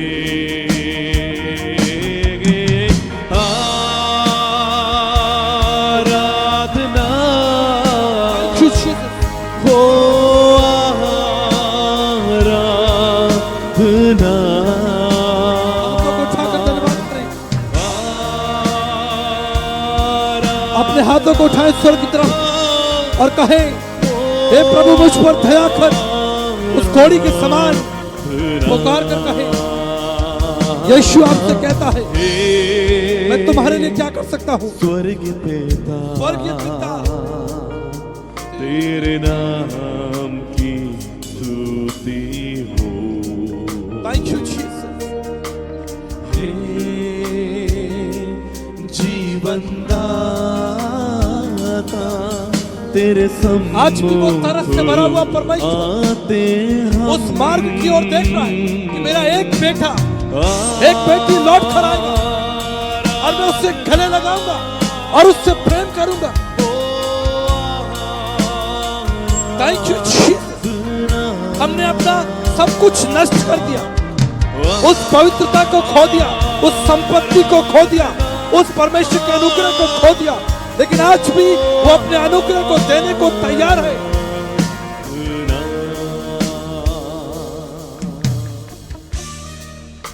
कितना अद्भुत है। उस बेटे ने वो संपत्ति को नष्ट कर दिया, हमने परमेश्वर की पवित्रता को नष्ट कर दिया, खो दिया था। We lost that anointing, we lost that holiness। हमने उस पवित्रता को खत्म कर दिया, लेकिन परमेश्वर का धन्यवाद करते हैं, आज भी वो तैयार है आपको स्वीकार करने के लिए। धन्यवाद। तेरे सिवा वो कोई नहीं, प्रार्थना के योग्य, वो आराधना के योग्य, वो जीवित और सामर्थी परमेश्वर, तेरे समान कोई नहीं, स्वर्ग में या पृथ्वी पर, स्वर्ग में या पृथ्वी में। आराधना आराधना, yes we worship you। आराधना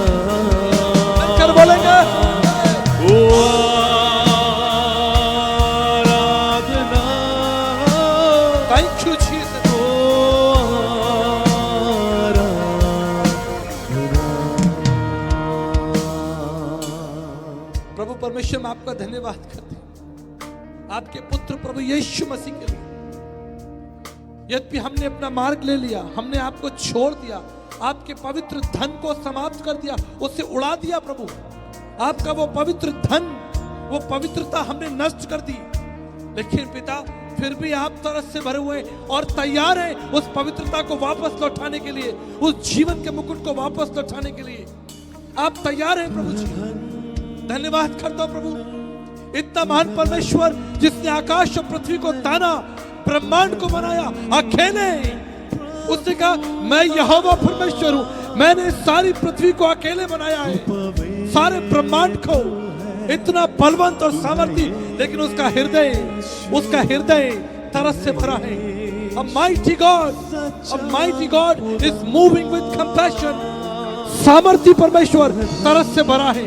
ये दुनिया का सबसे बड़ा रहस्य है, ये दुनिया का सबसे बड़ा रहस्य है कि सामर्थी परमेश्वर तरस से भरा है।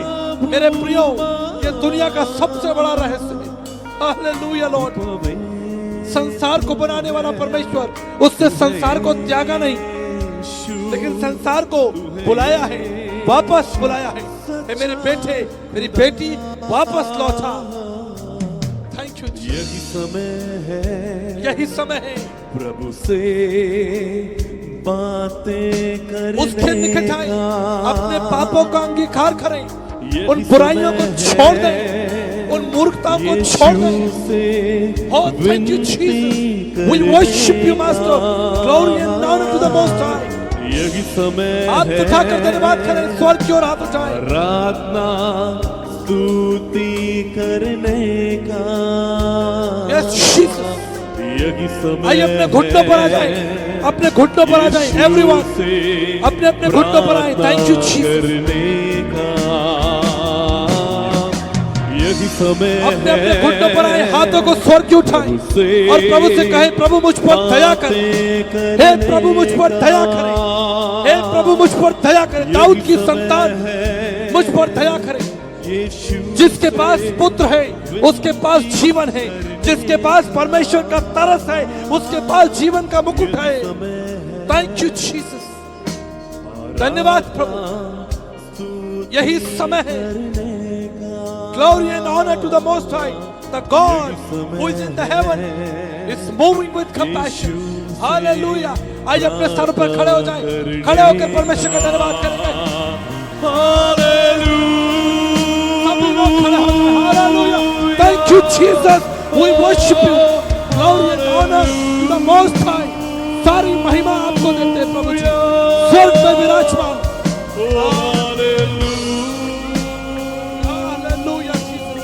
आइए अपने स्थान पर खड़े हो जाएं, सभी लोग खड़े हो जाएं। Thank you Jesus, thank you Lord. खड़े होकर दोनों हाथों को स्वर्ग की तरफ उठाएं। Yes, we worship you, a King of Kings, a mighty God, a great God, जिसके तुल्य कोई नहीं है। Oh, we worship you।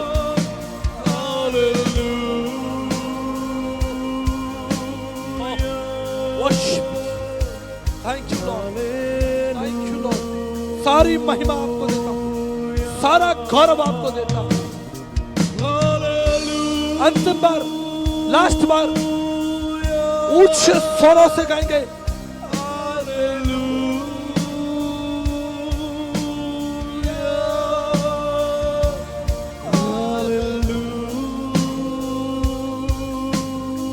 वो तरस से भरा हुआ परमेश्वर आज भी आपको नाम लेकर बुला रहा है। Hallelujah. Thank you Jesus, thank you for your love master. आपके महान प्रेम और तरस के लिए हम धन्यवाद करते हैं। आप स्वर्ग में विराजमान सामर्थी परमेश्वर है, आपके तुल्य कोई नहीं, आपका मंत्री कोई नहीं प्रभु। आप सर्वा परमेश्वर है, सर्वज्ञानी, सर्वव्यापी, आपसे महान कोई नहीं प्रभु। लेकिन आपका हृदय तरस से भरा है, आपके हृदय तरस से भरे पिता परमेश्वर धन्यवाद करते हैं। सारी महिमा आपको देते हैं। अपने लोगों का उद्धार कर, इनके पापों को क्षमा कर, इनका नाम जीवन की पुस्तक में लिख पिता। ये आपके दास की प्रार्थना है और आपके दास का विश्वास भी यीशु मसीह के नाम से मांगता हूं। आमीन, आमीन। Thank you so much and God bless you. જોરદાર આપણે તાળીઓ આપીએ અનમોલ વચનોના માટે. જોરદાર પિતા પુત્ર પવિત્ર આત્માને આદર સાથે ધન્યવાદના અર્પણો ચડાવીએ. હાલેલુયા, બોલો ઈસુ મસીહ કે. પોતાની જગ્યા મેળવી લઈશું. થોડો સમય આપણે બેસીશું. આજુબાજુ ફરતા છે એઓને પણ વિનંતી છે, થોડો સમય આપણે બેસીશું.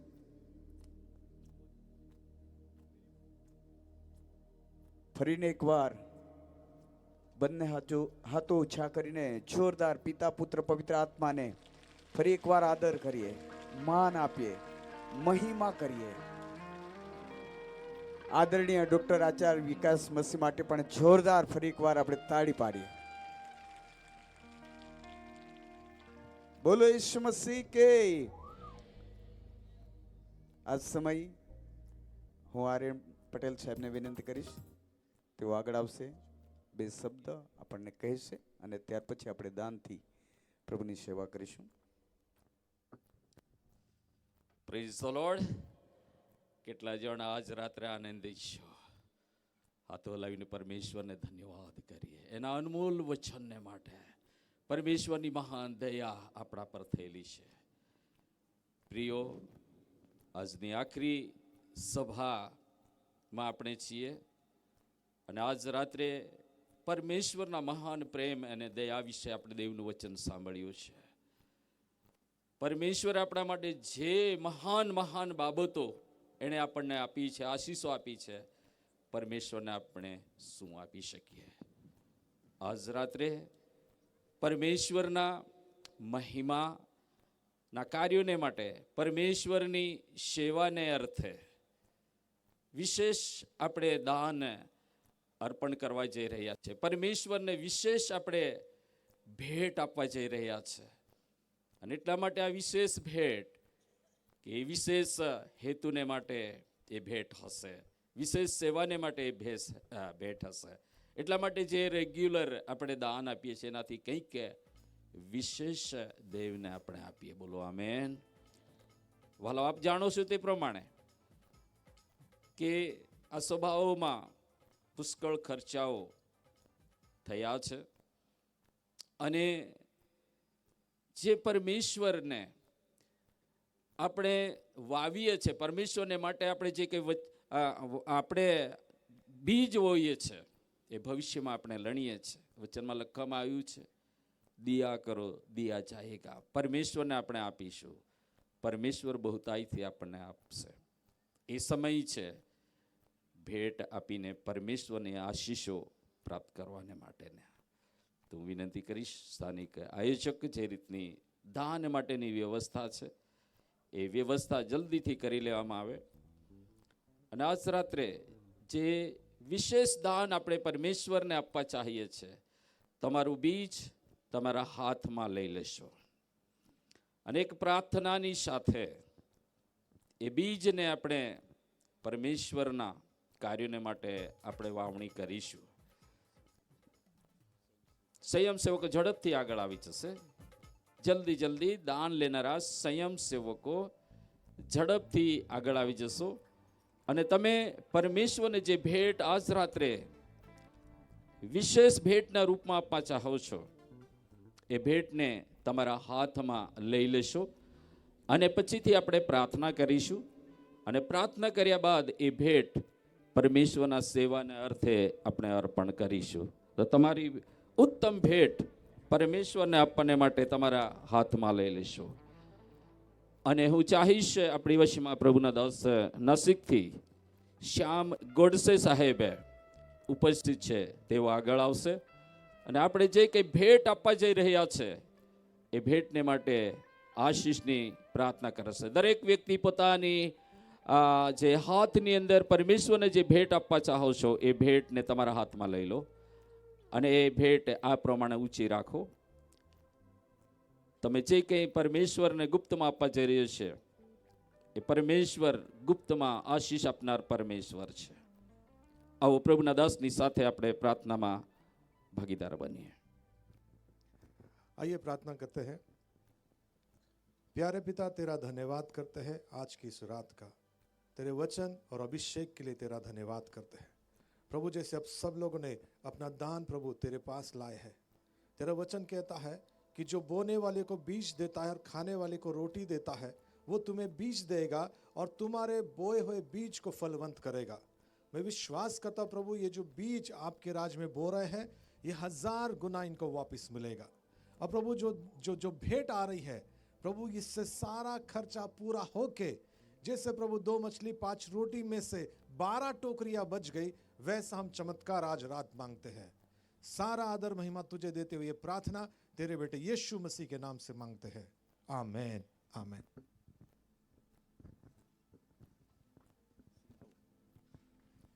એમના પછી જે આયોજક કમિટી છે એઓને વિનંતી છે ગમે ત્યાં હોય તો અહીંયા સ્ટેજ પાસે આવી જશો। આવો। आइए परमेश्वर के इस गीत के साथ हम मिलकर आज की भेंट को प्रभु के सम्मुख लेकर आएंगे। अशर्स आप जाकर ऑफरिंग ले सकते हैं। मिलकर इस गीत को हम सब प्रभु की महिमा के लिए धन्यवाद के हृदय के साथ सबकी तालियां मिलकर।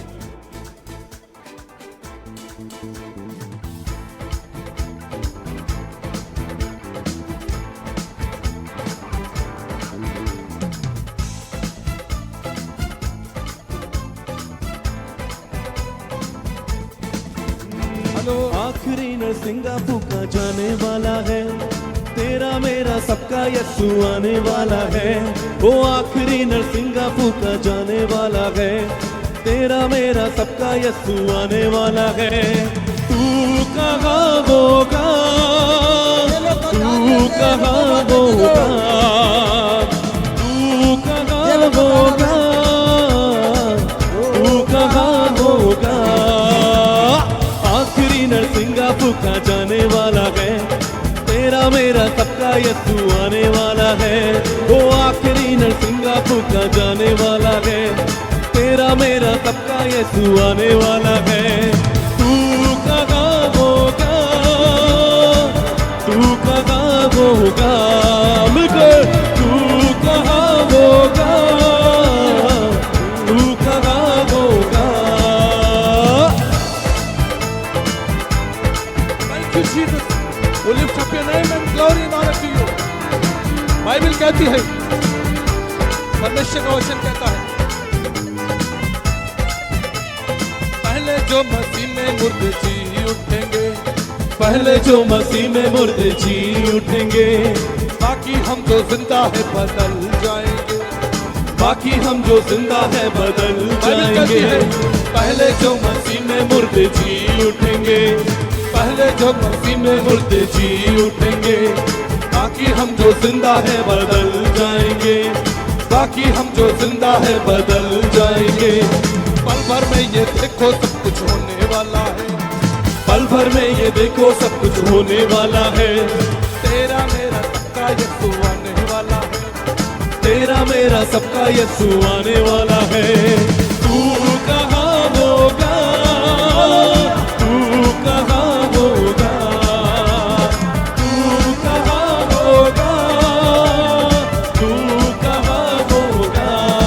क्योंकि आखिरी नरसिंगा फूका जाने वाला है, तेरा मेरा सबका यीशु आने वाला है। आखिरी नरसिंगा फूका जाने वाला है, तेरा मेरा सबका यीशु आने वाला है। ओ तू कहाँ होगा, तू कहाँ होगा, तू कहाँ होगा, तू कहाँ होगा। Thank you, Jesus. We lift up your name. We give you glory and honor. What a mighty God we believe. कितना महान परमेश्वर है हमारा। प्रभु आपकी स्तुति करते हैं। तेरी दौलत, तेरी शोहरत काम ना आएगी। तेरी दौलत, तेरी शोहरत काम ना आएगी। तेरी दौलत तेरी शोहरत काम ना आएगी।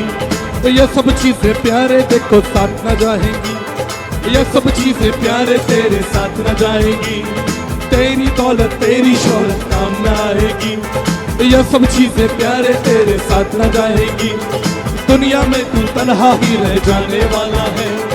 दुनिया में तू तन्हा ही रह जाने वाला है। तेरा मेरा सबका यीशु आने वाला है, तेरा मेरा सबका यीशु आने हाथों को उठाकर तू कहाँ होगा, हालेलुया, तू कहाँ होगा, हालेलुया, तू कहाँ होगा, तू कहाँ होगा।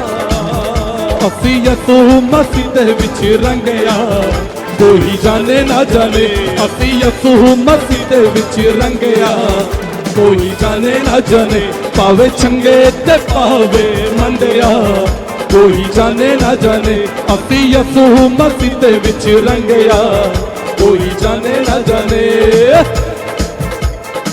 बाइबल कहती है एक नूर से, एक नूर दे बंदे सारे एको पिता हमारा, एक नूर दे बंदे सारे एको पिता हमारा, एक नूर नाल पैदा किया रब जी ने जग सारा, एक नूर नाल पैदा किया रब जी ने जग सारा, जिते जाता पाता ते बिच वड्या, कोई जाने ना जाने, ਅਸੀਂ ਯਿਸੂ ਮਸੀਹ ਦੇ ਵਿੱਚ ਰੰਗਿਆ, ਕੋਈ ਜਾਣੇ ਨਾ ਜਾਣੇ, ਭਾਵੇਂ ਚੰਗੇ ਤੇ ਭਾਵੇਂ ਮੰਦਿਆ, ਕੋਈ ਜਾਣੇ ਨਾ ਜਾਣੇ, ਅਸੀਂ ਯਿਸੂ ਮਸੀਹ ਦੇ ਵਿੱਚ ਰੰਗਿਆ, ਕੋਈ ਜਾਣੇ ਨਾ ਜਾਣੇ, ਕੋਈ ਜਾਣੇ ਨਾ ਜਾਣੇ, ਕੋਈ ਜਾਣੇ ਨਾ ਜਾਣੇ, ਕੋਈ ਜਾਣੇ ਨਾ ਜਾਣੇ, ਕੋਈ ਜਾਣੇ ना जाने। बोलो यीशु मसीह की, जो फिर से आने वाला है, यीशु मसीह की जो फिर से आने वाला। Thank you Jesus, thank you Lord.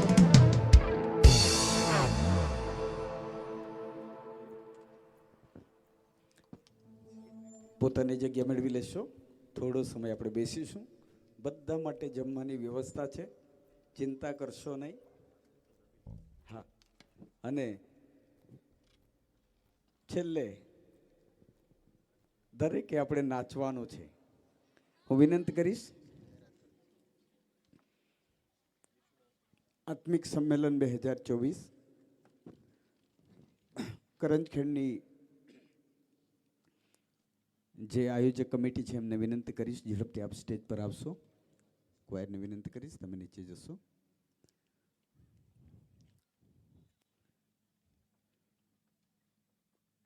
ફરી પોતપોતાની જગ્યા મેળવી લેશો। આપને વિનંતી છે, આત્મિક સંમેલન કરંજખેડ ની જે કમિટી છે એમને વિનંતી છે, ઝડપથી આપ આગળ આવી જશો। હા, જેના જેના નામો છે દરેક જણ આગળ આવી જશો। હા, લક્ષ્યભાઈ, લહાનુભાઈ, ઝડપથી આપ આગળ આવી જશો। દુર્જનભાઈ, દિલીપભાઈ, જ્યાં પણ હોય ઝડપથી આપ આગળ આવી જશો। હું ફરી વિનંતી કરું છું, international full gospel church Karanjkhed, CNI church Karanjkhed, CNI church Dhangdhar, CNI church Besaniya, CNI church Takiyamba, Catholic પરિવાર, બડીપાડા વિભાગ, કણદા મંડળીના પાળક, પીઠાત્રા મંડળીના પાળક અને અંદરવાડી મંડળીના પાળક, આપને વિનંતી છે ઝડપથી આપ આગળ આવી જશો। હા, હાલેલુયા, હાલેલુયા, હાલેલુયા। ફરી એકવાર મારી સાથે જે આયોજક કમિટી છે એમને હું મારા હૃદયથી અને દિલથી સ્વાગત કરું છું, આવકાર કરું છું, અને તમે ખૂબ સારો સહયોગ આપ્યો છે, અને પ્રભુ તમ સગળાને આશીર્વાદિત કરે। ફરી એકવાર આપણે જોરદાર કમિટીના માટે તાળીઓ પાડીશું, અને હું વિનંતી કરીશ આપણા વચમાં ડૉક્ટર આચાર્ય વિકાસ સાહેબ આગળ આવશે। જીગરને વિનંતી કરીશ, જ્યાં પણ હોય ત્યાંથી આગળ આવશો। અને thank you Lord, thank you Jesus.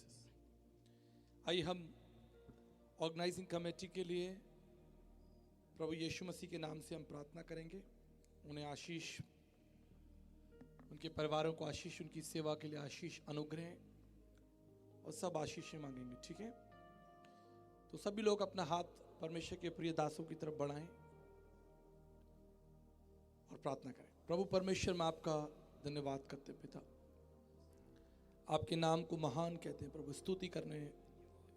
स्तुति में विराजमान परमेश्वर, मैं प्रार्थना करता हूँ प्रभु यीशु मसीह के नाम से हमारे इन प्रिय भाइयों के जीवन में आपकी शांति, आपकी कृपा, आपका प्रबंध बना रहे और ये सब बातों में आगे बढ़ें।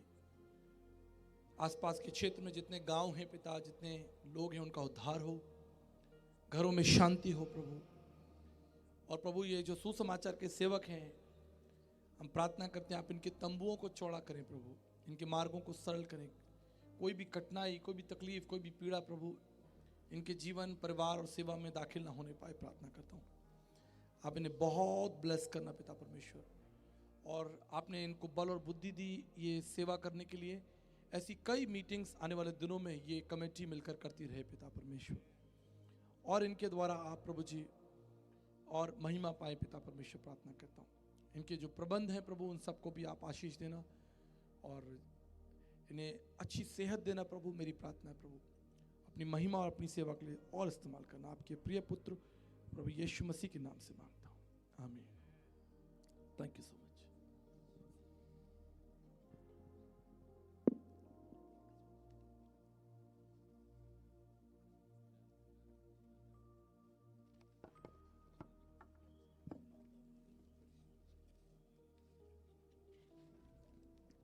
Hello,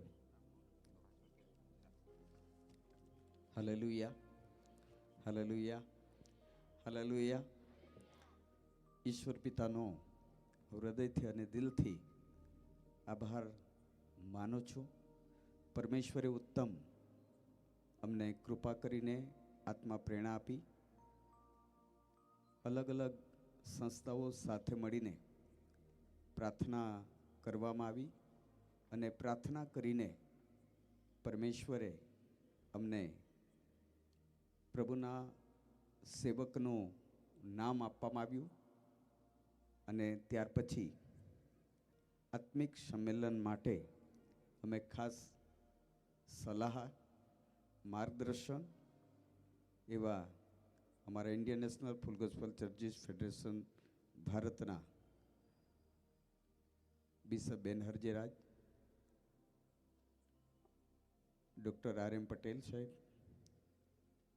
CNI reverend Cyril L Gamit, coordinator, Catholic પરિવારના ફાધરશ્રી, દરેકનો હું આ સમય પર દિલથી આભાર માનું છું। સાથે અમને ખૂબ જ મદદ કરી એવા પ્રભુના દાસ બેન્જામિન સાહેબ, તેમનો પણ હૃદયથી આભાર માનું છું। સાથે અલગ અલગ કપૂરા એરિયા સંગતની તમામ મંડળીના પાળક સાહેબોનો હૃદયથી અને દિલથી આભાર માનું છું। દરેકે દરેક પેન્ટિકોસ્ટલ ચર્ચનો પણ આભાર માનું છું। સાથે ડોલવણ જનરલ સંગઠન વતી પણ અમને ખૂબ સારો સહયોગ મળ્યો, માટે તેમનો પણ આભાર માનું છું। શાંતિ મહોત્સવ ડુમખલ તરફથી પણ અમને ખૂબ સારો સહયોગ મળ્યો, માટે તેમનો પણ આભાર માનું છું। મસીહ મંડળી ડોલવણ એઓના તરફથી પણ અમને ખૂબ સારો સહકાર મળ્યો, માટે આભાર। સાથે આત્મિક શાંતિ મહોત્સવ ઉમરવાવ નજીક એમના તરફથી પણ અમને ખૂબ સારો સાથ સહયોગ આપવામાં આવ્યો, એમનો પણ આયોજક વતી આભાર માનું છું। સાથે CNI મંડળી પીપલવાડા ડાંગ નવસારી વિભાગ દ્વારા પણ અમને ખૂબ સારો સહયોગ મળ્યો, માટે તેમનો પણ આભાર। મુક્તિ ફોજ મંડળીઓ વાંસદા ડાંગ ડોલવણ એમના તરફથી પણ અમને સહયોગ મળ્યો, માટે તેમનો પણ આભાર। કેથોલિક મંડળી બરડીપાડા વિભાગ, વાંસદા વિભાગ, ઉનાઈ વિભાગ દ્વારા પણ અમને મદદ મળી, સહકાર મળ્યો, તેમનો પણ આભાર। Bless grace Dolvan Vansda Methodist church, એમનો બધાનો જ અમે હૃદયથી અને દિલથી આભાર માનીએ છીએ।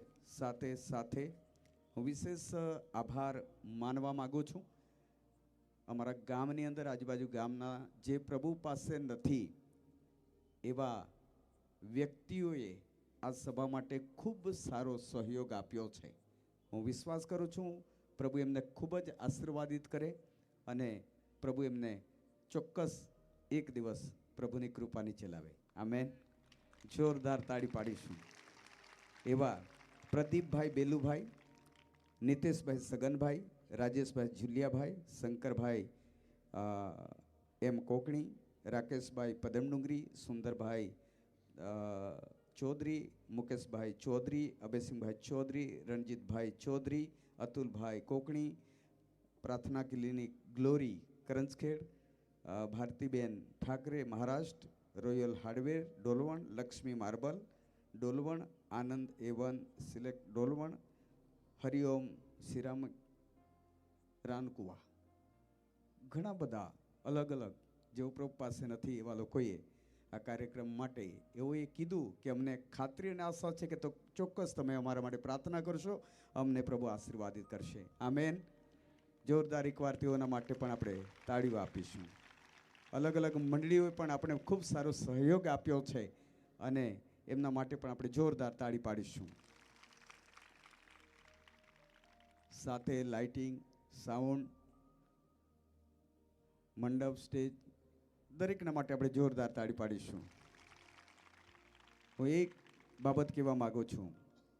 આ તારીખો નક્કી થઈ ત્યારે અલગ અલગ મંડળીના તમામે તમામ ભાઈ બહેનો અહીં આવીને 50, 60, 100 વ્યક્તિઓ સાથે મળીને અમે ડેલી પ્રાર્થના કરતા હતા. એક વખત એમને મારી વિનંતી છે, તમારી જગ્યા પર ઊભા થઈ જશો. અમે એકવાર તમને તાળીઓ આપીને સ્વાગત કરવા માગીએ છીએ. જેટલા પણ આ ગ્રાઉન્ડ પર આવીને દરરોજ પ્રાર્થનામાં ભેગા થતા હતા, જો તમે જે પણ જગ્યા હોય તો તમે ઊભા રહેજો. આપણે એકવાર એમને જોરદાર તાળી પાડીને આવકારીશું. જેવો આવતા હતા એવો ઊભા થજો. હા ભાઈઓ, હા ઓકે. બહુ બધા આવતા હતા, પાછળ છે. Okay, thank you, God bless you. અને હું વિશ્વાસ કરું છું આ પ્રથમ સભાનું આયોજન કરવામાં આવ્યું અને ઘણાને એવું લાગતું હતું કે થશે કે નહીં થશે. તો દરેક મારી જે કમિટી મેમ્બરો છે એમને મેં એમ કહ્યું, પ્રભુ પર છોડો, પ્રાર્થના કરો, પ્રભુ પૂરું કરશે. આમેન. હું વિશ્વાસ રાખું છું કે તમે બધાએ અમને પ્રાર્થનાથી સહયોગ આપ્યો છે, માટે દેવનો ખૂબ જ આભાર માનું છું. સાથે ગામના આદરણીય એવા પ્રથમ નાગરિક સરપંચશ્રીના માટે પણ આપણે જોરદાર તાળી પાડીને આદર કરીશું. એમની બોડી માટે પણ આપણે જોરદાર તાળી પાડીશું. આપણા વિસ્તારના તાલુકા પંચાયતના પૂર્વ પ્રમુખશ્રીના માટે પણ આપણે જોરદાર તાળી પાડીશું. સાથે સંગઠનના ઉપપ્રમુખ રસિકભાઈ માટે પણ આપણે જોરદાર તાળી પાડીશું. તાલુકા પંચાયતના ઉપપ્રમુખ સુંદરભાઈ માટે પણ આપણે જોરદાર તાળી પાડીશું. સાથે આપણા વિસ્તારના 171 વ્યારા વિધાનસભાના એમએલએ માટે પણ આપણે જોરદાર તાળી પાડીશું. Hallelujah, hallelujah. ફરી આપ સર્વનો હૃદયથી અને દિલથી આદરણીય બાળકોનો કદાચ તમારું અમે કદાચ સ્વાગત ના પણ કરી શક્યા હોય, પણ હું વિશ્વાસ કરું છું કે પ્રભુએ તમારું સ્વાગત કર્યું છે. આમેન. God bless you. આપ સગડાને પ્રભુ આશીર્વાદિત કરે. આમેન. હા સર, આગે આવીએ.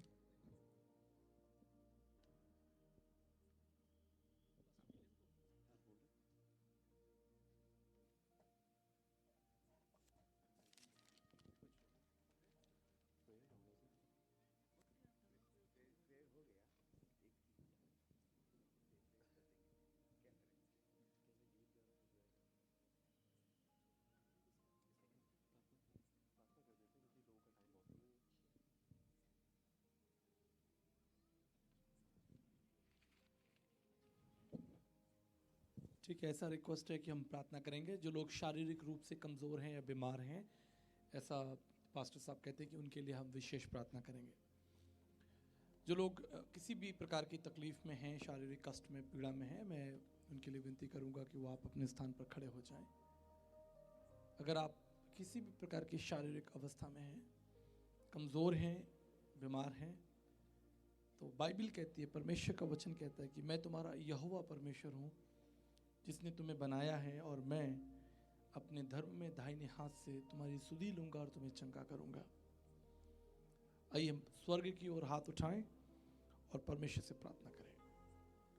प्रभु जी, मैं प्रार्थना करता हूं पिता, इन प्रिय भाई बहनों के लिए पिता, जो विशेष रूप से किसी भी प्रकार की शारीरिक कमजोरी में अवस्था में है। हम जानते हैं प्रभु कि आप स्वर्ग में विराजमान परमेश्वर हैं और आपके लिए कोई काम कठिन नहीं। आपका वचन यिर्मयाह में हमें सिखाता है कि is there anything difficult for me, क्या मेरे लिए कोई काम कठिन है।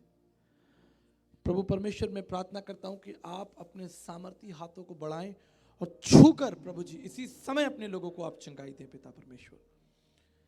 प्रभु जी, जो जिस दशा में बीमार हैं, कमजोर है, निराश है पिता, यीशु मसीह के नाम से उस चंगाई को, सामर्थ को अभी प्राप्त करो। मैं प्रार्थना करता हूं प्रभु कि स्वर्ग खोल दिया जाए पिता परमेश्वर, और आपके लोग उस सामर्थ को, उस दया को, उस अनुग्रह को प्रभु जी, उस तरस को प्राप्त करें जिसके द्वारा बीमार चंगे होते हैं।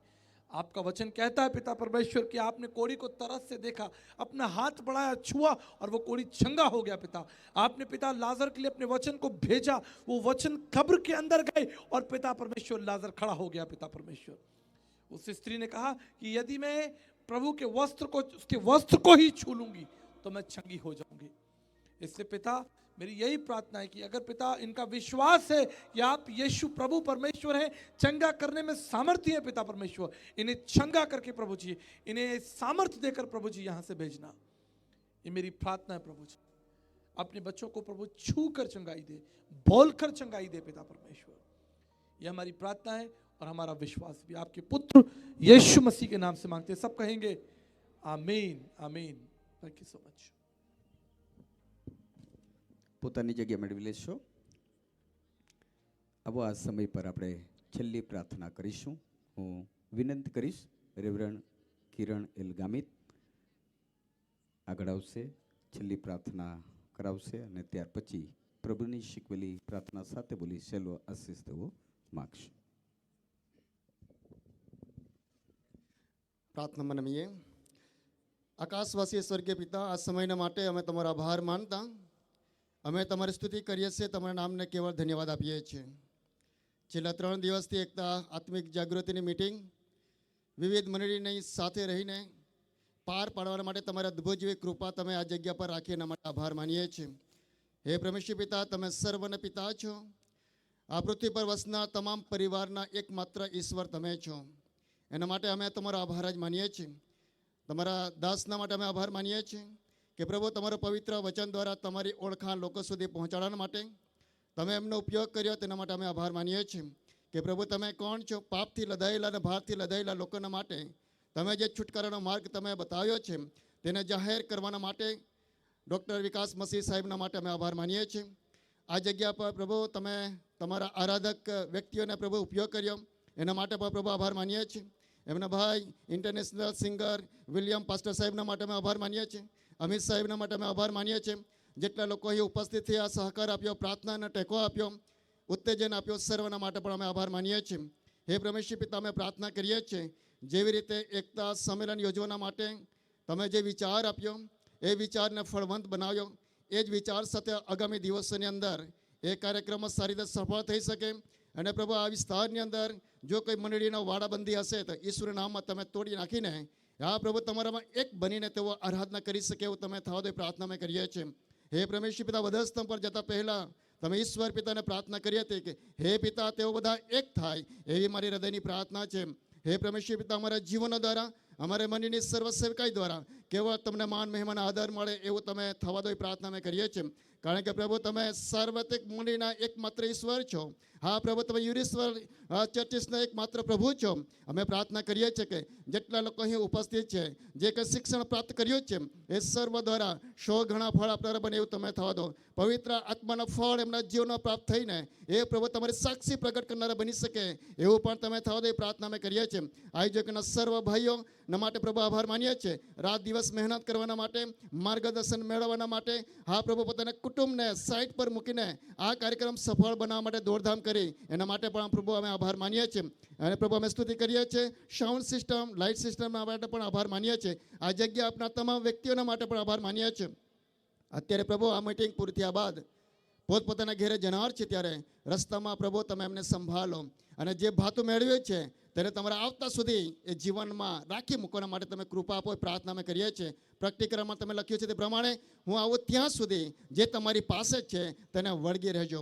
પ્રભુ અમે પ્રાર્થના કરીએ છીએ આજનું ભાતોના 3 દિવસ દરમિયાન જે આનંદ પ્રાપ્ત થયો છે તેને વળગી રહેવાના માટે અને સૈતાનની સામે વિજય પામવાના માટે તમે કૃપાથી ભરી દો એ પ્રાર્થના અમે કરીએ છીએ.